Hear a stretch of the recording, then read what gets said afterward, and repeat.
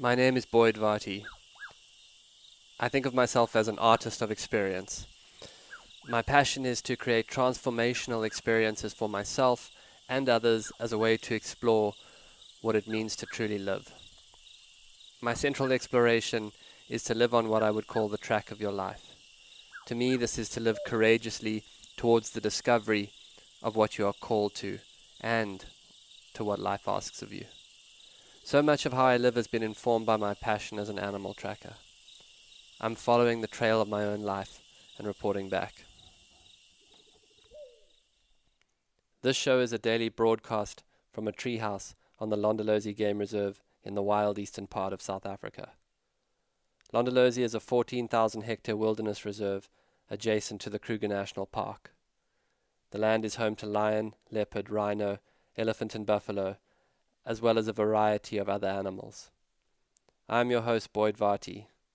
My goal is to spend 40 days and 40 nights alone in the wilderness to explore the archetype of the mystic in nature and hone my skills as a tracker. These are my daily stories. Day 16. Glimpses. Journal entry. Crisis. The river is rising. It has gone from a happy little clear current to a brown ooze. A few moments ago, I heard elephants approaching to drink. I was so pleased with myself for knowing this particular acoustic, and I went up the tree to watch for their arrival at the water.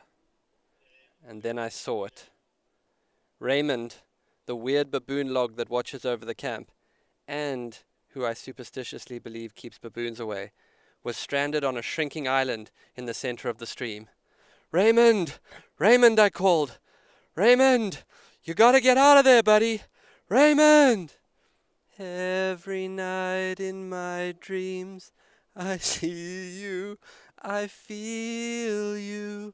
That is how I know you. Go on. Cue montage flashback of me arriving on the first day and seeing Raymond for the first time and waving. Make it slow motion. "Hey Raymond." See me calling over my shoulder as I leave the camp as I go. "Keep an eye out, Raymond." Scene of me in the rain, singing "Just the Two of Us," looking down at him doing a little soft shoe shuffle. Him and I sitting on the sandbank, me offering him an apple. Tight shot of the two of us just laughing our asses off.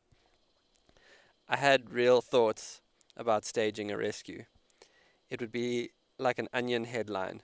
"Man dies attempting to rescue flood debris from flood." These are the musings of a man who recently had a near-life experience.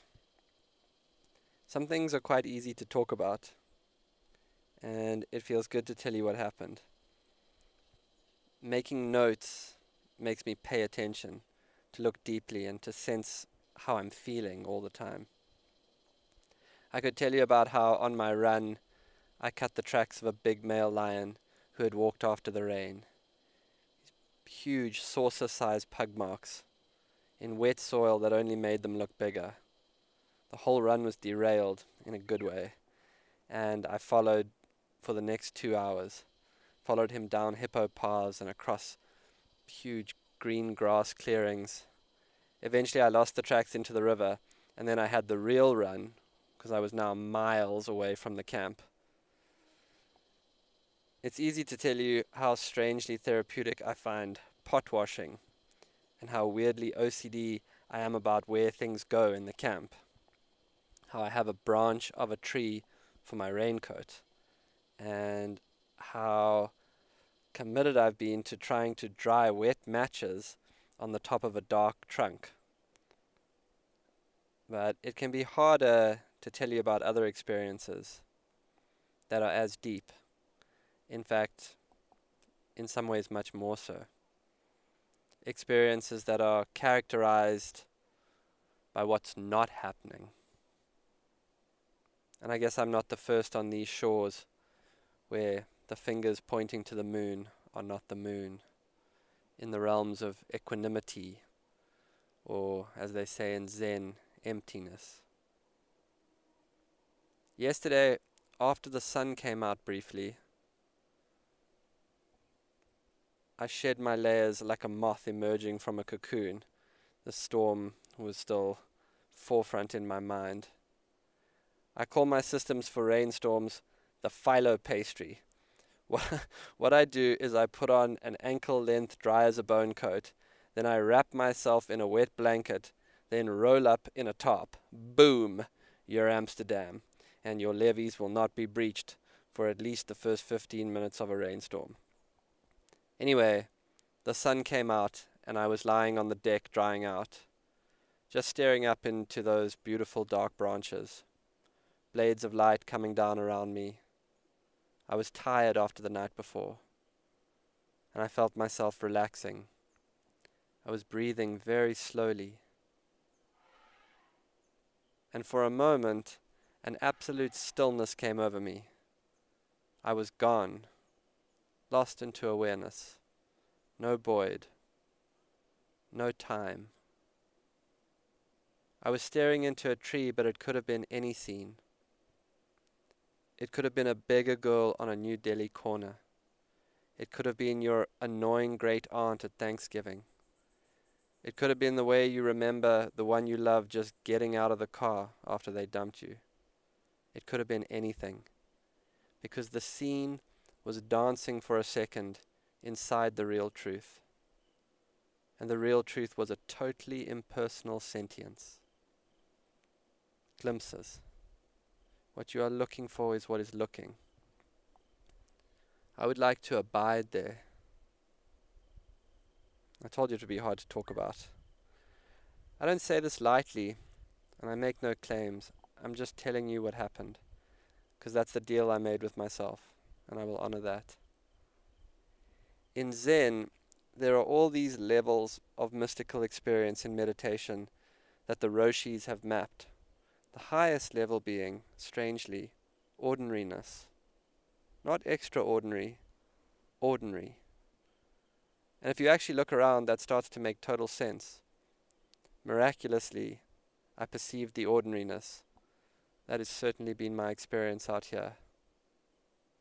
In a moment, you will likely get up and turn on a tap, ordinariness. You may turn the heat up or down, ordinariness. Your daughter may walk in wearing Wellington boots, ordinariness. Your mother may call, ordinariness. You might look outside to your tree, ordinariness. You might unroll your yoga mat, ordinariness. Your baby might need a feed, ordinariness. You might miss your friend, ordinariness. A small black dog may jump onto your lap, ordinariness. I will make a fire, ordinariness. I will boil some water for tea, ordinariness. And I will hope for stars, ordinariness. With luck, it walks with you all the way to decrepitude and the way your body knows how to die, this ordinariness. Miraculous. I want this moment to take root in me. I want the way I am when I'm here to solidify. So much is being given by being alone at daybreak and alone at sunset. Solitude. Everything is Waiting for You by David White, accompanied by trumpeting elephants in the river. Your great mistake is to act the drama, as if you were alone, as if life were a progressive and cunning crime, with no witness to the tiny, hidden transgressions. To feel abandoned is to deny the intimacy of your surroundings. Surely, even you, at times, have felt the grand array, the swelling presence and the chorus, crowding out your solo voice.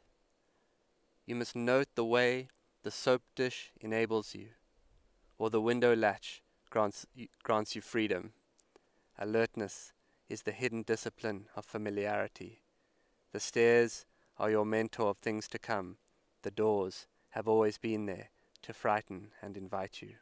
And the tiny speaker in the phone is your dream ladder to divinity. Put down the weight of your aloneness and ease into the conversation. The kettle is singing, even as it pours you a drink. The cooking pots have left their arrogant aloofness and seen the good in you at last. All the birds and creatures of the world are unutterably themselves. Everything is waiting for you. If I had a wish for us today, it would be that we remember how to village build, community deeper than pretense. So with their support, husbands and wives and everyone could go away separately for days to refill on solitude of self, and come home full to chosen family. My loneliness made me afraid of solitude. My solitude has helped me understand the difference between loneliness and longing, and which one I actually had. All I'm saying is most of my life I've been somewhere else, with something more important to do, or thinking it was happening over there. I like it here where I finally stopped. I'd like to stop more often. 4-0. Out. This has been another episode of the Track Your Life podcast with Boyd Varty. Follow us on Instagram at Boyd_Varty, Twitter at Boyd Varty. Visit Boyd's website at boydvarty.com or subscribe to this podcast in your favorite podcast player. Please rate and review this podcast so that more people can find and enjoy it.